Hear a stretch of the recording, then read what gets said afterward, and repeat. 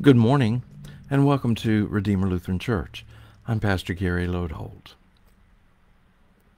I remember quite a few years ago when Dan Brown's book, The Da Vinci Code, was causing a stir across our country.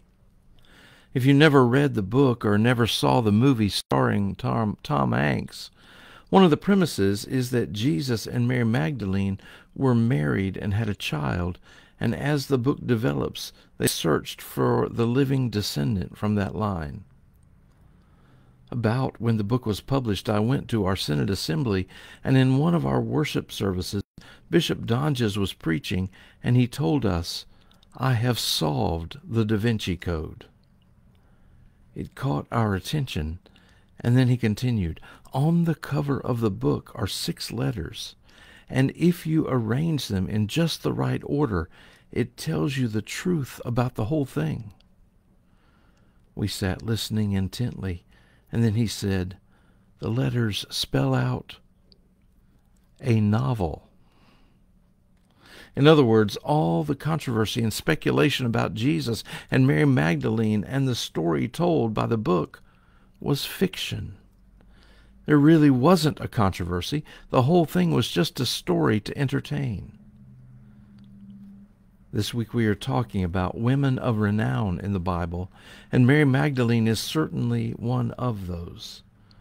Unfortunately, the truth about Mary Magdalene has been muddied over the years by quite a few things that most likely turn out to be fiction too.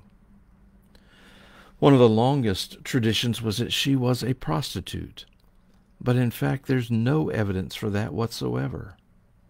She has been identified with the woman who put perfume on Jesus' feet and dried them with her hair, and the only reason people thought that that was Mary was that Luke tells that story, and then in the verses that follow there's another story that mentions Mary.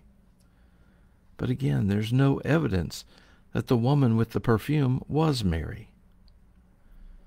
Luke does tell us that Mary was healed of 7 demons, and no one really knows what that means other than to say that Jesus healed her of some sort of significant ailment.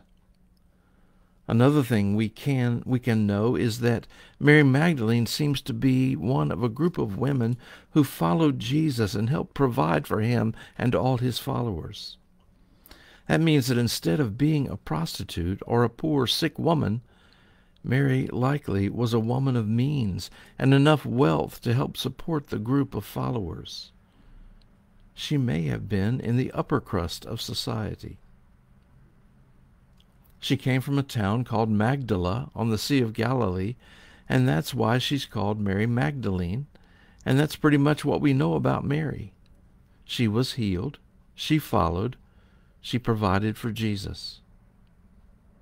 Oh, there is one more thing. More than just about anyone else, she had the courage of her convictions. You see, on that night when Jesus was arrested, all the disciples fled. But Mary Magdalene stayed. At the foot of the cross, Mary stayed with Jesus.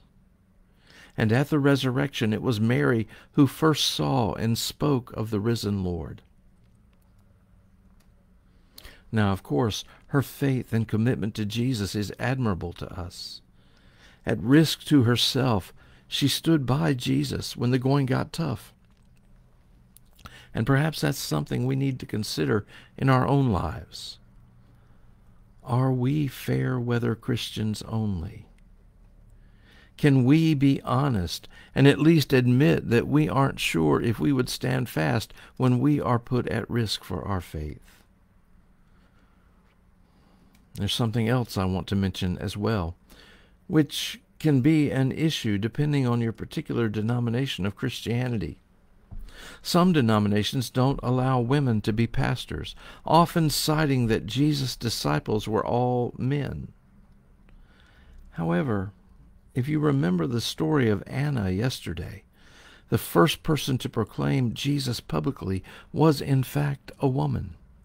And the first person who proclaimed the news of the resurrection, the very heart of the gospel, was a woman as well, Mary Magdalene. And then there's this. Luke tells us that Jesus healed Mary Magdalene from some ailment, and then she turns out to be the vessel through which the news of our salvation is first told. It makes you think that God can work through broken vessels like us, too. Thanks for watching, and remember to let this day belong to God.